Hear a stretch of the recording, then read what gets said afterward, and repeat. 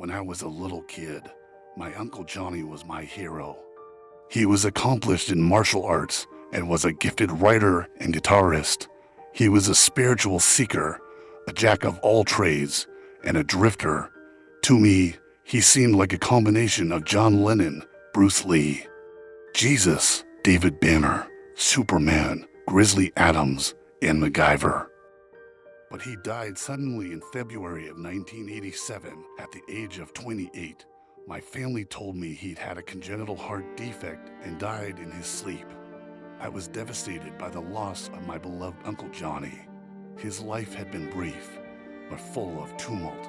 When he was 14, he and several of his friends were walking down a wooded road at night during a snowstorm. A truck plowed into them, killing all of the boys except for my uncle, who was badly injured. He wasn't expected to live, but he pulled through. But for the rest of his life, he was haunted by survivor's guilt and plagued with horrible depression. He attended prestigious Worcester Academy, where he was a classmate of future Congressman Jim McGovern, pictured with him here.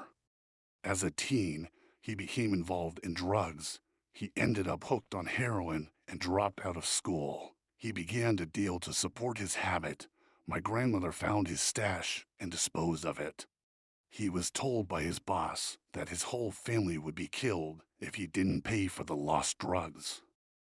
Desperate, my uncle stole his father's gun and nearly robbed a pharmacy, but changed his mind at the last minute.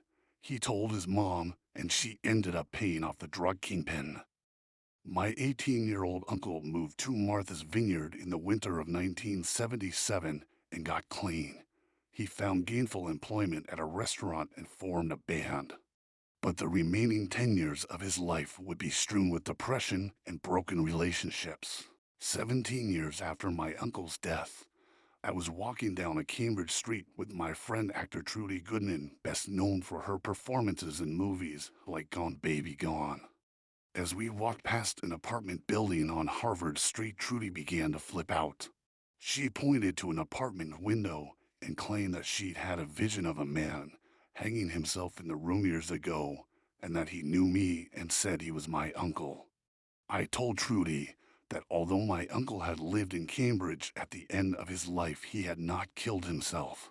I was so unnerved by her vision that the next day I went to Cambridge City Hall and requested his death certificate. He had indeed hanged himself in the very apartment that Trudy and I had walked past. My grandmother confirmed my uncle had took his life. She didn't tell me since I was only 10.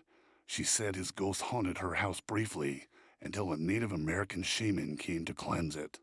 I hope my uncle is at peace, but sometimes I swear I see his face in crowds for a fleeting moment.